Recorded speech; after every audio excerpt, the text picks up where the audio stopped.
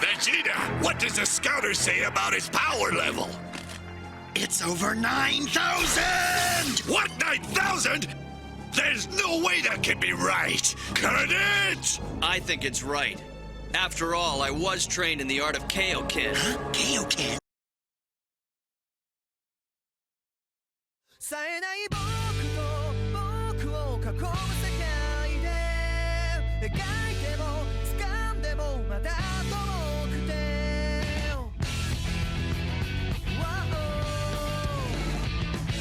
何度も何度も叫んでみても僕は僕でしかないから Eh bien salut à tous la famille, c'est Ascopo, j'espère que vous allez bien. Aujourd'hui on se retrouve pour une nouvelle vidéo sur One Punch Man et plus précisément pour répondre à une question assez cruciale. One Punch Man est-il une satire du manga actuel? Question complexe qui va nous permettre, et j'en suis certain, de comprendre un peu plus ce manga qui, faut bien l'avouer, est assez atypique de bien des manières. Mais tout d'abord, avant de commencer cette vidéo, One Punch Man, qu'est-ce que c'est? Eh bien One Punch Man c'est tout d'abord une bande dessinée en ligne écrite et dessinée par One, et qui a été publié sur le site personnel de ce dernier.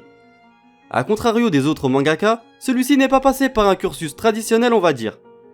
Car là où les mangaka ont pour habitude de présenter leurs mangas dans différentes maisons d'édition comme le Jump par exemple, celui-ci a décidé de faire quelque chose d'assez rare pour son époque. Créer son propre média. Média dans lequel il trouvera un succès assez conséquent, et c'est à partir de décembre 2015 que son succès a commencé à résonner un peu partout sur le Japon. Et c'est donc à partir de l'année suivante que son site a commencé à recevoir plus de 100 000 visites par jour et a enregistré plus de 70 millions de visites au total. Grâce à son succès, une adaptation en manga dessinée par Yusuke Murata a été publiée dans le web magazine Tonari no Young Jump de l'éditeur Shueisha depuis le 14 juin 2012, et en janvier 2016, une adaptation en série d'animation produite par le studio Madhouse a vu le jour. Anime qui a rendu le manga vraiment populaire partout dans le monde. Et pour l'instant, le manga compte pas moins de 17 tomes et il est toujours en cours de publication. Et pour ceux qui ne sauraient pas qui est Yusuke Murata, il faut savoir là aussi qu'il s'est fait connaître principalement pour avoir dessiné le célèbre manga High Shield 21, et force est de constater qu'il possède néanmoins un très grand talent pour le dessin. Grâce à cette collaboration, je pense que l'on peut comprendre facilement pourquoi ce manga a connu un tel succès. Alors oui, loin de moi l'idée de minimiser le talent de One, mais si on peut louer son talent pour la narration, je pense que l'on peut le remettre en question en point de vue du dessin. Et ce qui fait de ce manga une exception pour moi, c'est qu'il dispose à contrario des autres mangaka d'une liberté totale. Dans le sens où les autres sont soumis malheureusement à des restrictions de la part de leurs éditeurs, et comme One est son propre éditeur, vous vous doutez bien que celui-ci est dans la possibilité et surtout dans la capacité de pouvoir élaborer ses propres personnages comme il en a envie et surtout de mener l'histoire comme il l'enchante. Peut-être même que c'est l'une des raisons principales qui l'a poussé à ne pas présenter son manga dans une maison d'édition. A noter aussi que One Punch Man n'est pas son seul manga, puisqu'il est aussi à l'origine de Mob Psycho, un autre manga à succès. Concernant l'histoire de ce manga, elle est très simple. Saitama est un jeune homme sans emploi, déprimé et sans but profond dans sa vie. Un jour, il rencontra un homme crabe qui cherchait désespérément un jeune garçon. Saitama finit plus tard par rencontrer ce même garçon et décide de le sauver de l'homme crabe. Homme crabe qu'il finira par battre, mais difficilement on va dire. Après ce combat, Saitama a donc décidé de se donner un but dans sa vie, celui de devenir un super-héros. Après un terrible entraînement qui aurait duré près de 3 ans, celui-ci avait constaté 2 choses le concernant. La première des choses, c'est d'une part la perte de ses cheveux, et la deuxième, c'était qu'il était devenu très fort. Tellement fort qu'il parvient désormais à battre tous ses adversaires en un seul et unique coup de poing. Et donc, pour résumer rapidement sa situation, on peut dire que nous suivons l'histoire d'un personnage dont la force est source de problèmes pour lui, car il s'ennuie tellement dans son métier de héros, et ce, tellement, je le répète, car ses adversaires ne sont pas à sa hauteur. Grande force qui au fil du temps lui a fait perdre malheureusement un peu plus ses émotions. Et en tout cas, concernant mes 2 hypothèses vis-à-vis du fait que je pense que One Punch Man est une satire du manga actuel, les voici.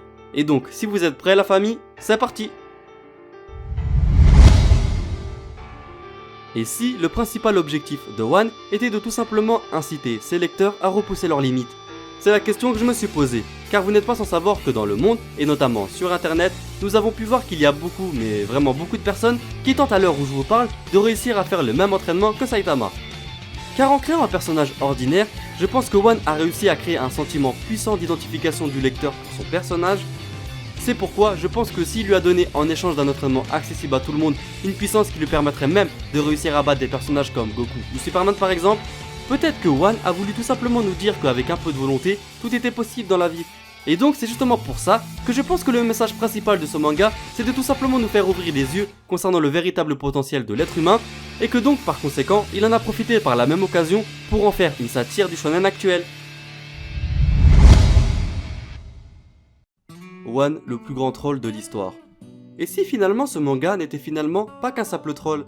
Car sur internet et sur les forums spécialisés, on a pu voir de nombreuses théories sur l'origine de la force de Saitama, mais aussi concernant la fin de ce manga. Mais finalement, par rapport à tout ça, ne devrions pas nous dire peut-être que One n'a jamais cherché à créer une histoire cohérente autour de la puissance de Saitama? Et que donc par conséquent, on est peut-être tous en train de débattre et de créer des théories pour rien.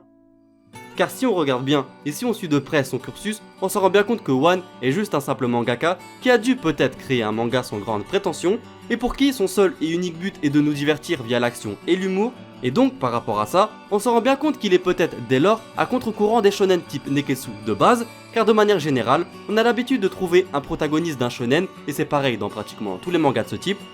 De manière générale, nous faisons la connaissance d'un personnage faible au début et qui suite à des rencontres, des combats ainsi qu'un entraînement acharné parviendra par la suite à créer de plus en plus de techniques qui le fera devenir par la même occasion de plus en plus fort et ce jusqu'à qu'il arrive à réaliser son objectif ou bien son rêve. Et donc en faisant de Saitama l'un des personnages les plus puissants tout manga confondu et ce sans passer bien sûr par les codes typiques de shonen de base, je pense que l'on peut comprendre aisément pourquoi et surtout comment Saitama est devenu en l'espace de très peu de temps l'un si ce n'est le personnage le plus puissant de tous les mangas et ce sans raison particulière. Et bien voilà la famille, cette vidéo est d'ores et déjà terminée, j'espère sincèrement qu'elle t'aura plu. Si c'est le cas, je compte vraiment sur toi pour t'abonner. Là on est bientôt proche des 10 000 donc je compte vraiment sur toi pour t'abonner un maximum, c'est vraiment important pour moi. À activer la petite cloche des notifications pour ne rien louper des prochaines sorties. À me suivre sur tous mes réseaux sociaux, je suis vraiment actif là-bas.